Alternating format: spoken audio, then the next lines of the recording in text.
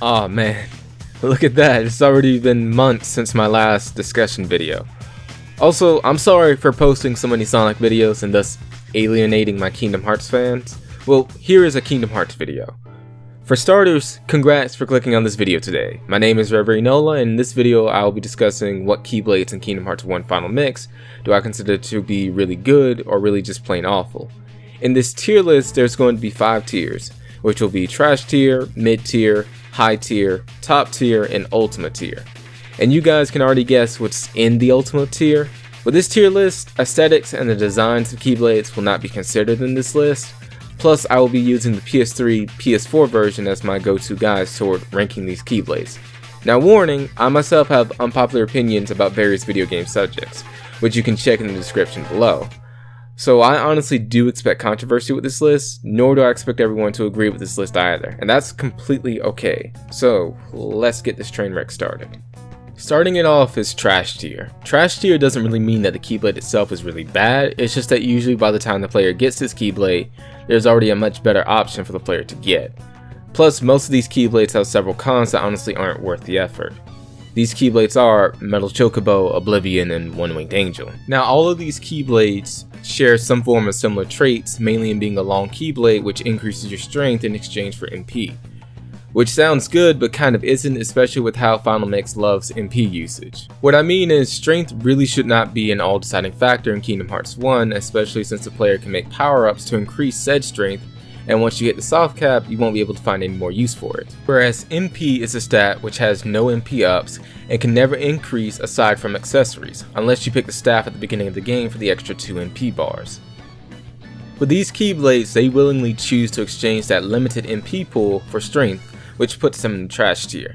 Not to mention, by the time you obtain any of these 3 Keyblades, there's literally a much better version of that Keyblade located in the same world and is most of the time already available for the player. Now with One-Winged Angel it's a bit different. One-Winged Angel's best aspect is the fact that it can give a whopping plus 16 in strength whenever it performs a critical hit, which is great in theory.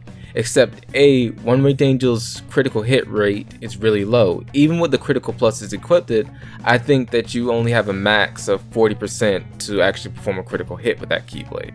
And finally B, and most importantly, once the player's strength reaches 55 or 61 for certain bosses, they will be incapable of performing any type of critical hits, especially due to that soft cap, which really sucks in One-Winged Angel's case due to how late in the game you get it.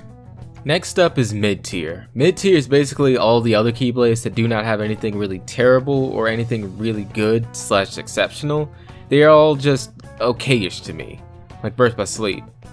These Keyblades are Jungle King, Wishing Star, Pumpkinhead, 3 Wishes, Kingdom Key, and Crab Claw.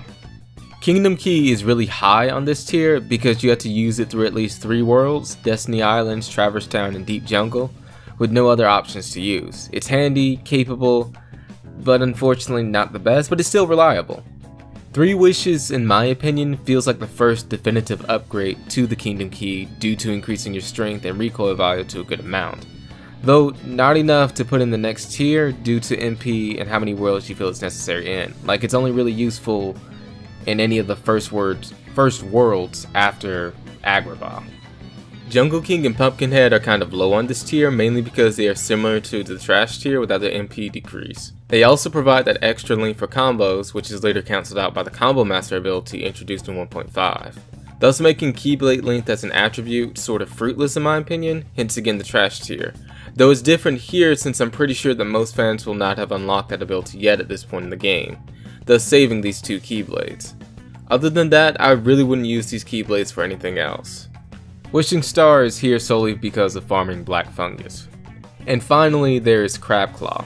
Like, I really wanted to put this Keyblade in the tier above due to the balanced increase in both MP and strength, thus giving it a red mage / jack of all stats vibe. As a result, this easily makes this Keyblade the best on this tier, since Halloween Town and Neverland are great worlds for this Keyblade.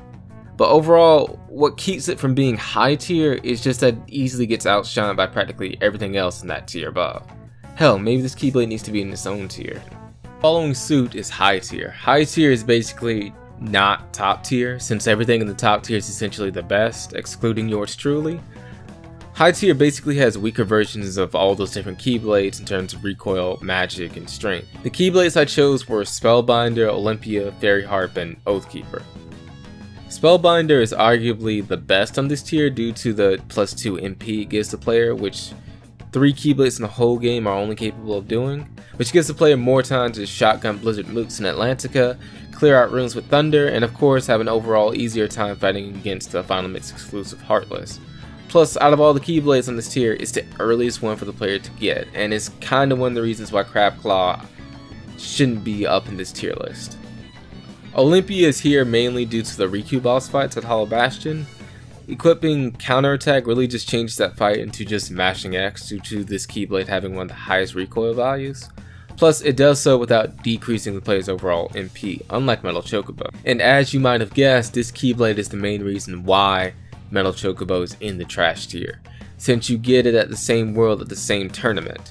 They both have the same recoil value, plus Olympia is stronger, it doesn't decrease your MP, and overall has a better crit rate and crit bonus. Which is funny because Olympia was actually nerfed in Final Mix, yet still manages to kick this Keyblade's ass. Fairy Harp and Oathkeeper, there's not too much to say, both are better versions of Crabclaw, and it's cool to take Fairy Harp to do the Hercules Cup with. Of course, you gotta do that before completing Hollow Bastion for the first time in order to fight those weaker Heartless and make the tournament easier. Though the two of these Keyblades are pretty balanced with increased strength and +1 MP, they both still get outshined by the other Keyblades on this tier or high tier, especially Oathkeeper. However, if you want a balanced approach, I would recommend these guys, just don't make them your main Keyblades for either visit to Hollow Bastion. Finally, top tier, the best of the Keyblades, disregarding yours truly again. And any of these I would recommend you finish the game with. Hell, you probably already have. Starting it off is Lady Luck. It comes with most of the benefits of Spellbinder, but with an increase in strength.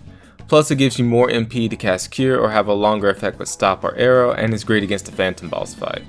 It's the go-to Keyblade for magic, and it's the Keyblade you want to use until Diamond Dust. Overall, this is the Keyblade I would recommend storming Hollow Bastion with on any visit, especially when you do it with Gravity in your arsenal. Next is of course Divine Rose. Divine Rose got a big buff in this game, what with it now being the second strongest Keyblade strength-wise, and what with it being 1 point weaker than the ultimate weapon. It is one of 2 Keyblades with a recoil value of 60, meaning it's great for deflecting attacks as well. And once again, it does not decrease your MP in exchange for strength. Unlike Oblivion, which yeah, you guessed it, Divine Rose is the main reason as to why Oblivion is in the trash tier.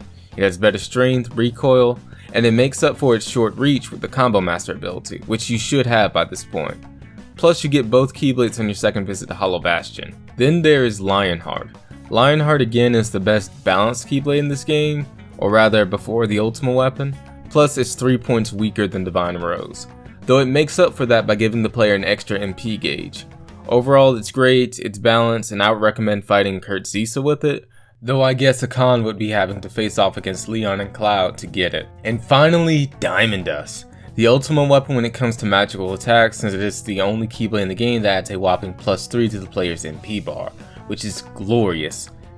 Need help with time tournaments? Diamond Dust. Phantom Secret Boss? Diamond Dust. Farming Serenity Powers? Diamond Dust. Need help with a room full of mooks? Diamond Dust, and Diamond Dust. I almost put this weapon in the ultimate tier, but I guess ultimate weapon is a bit more versatile.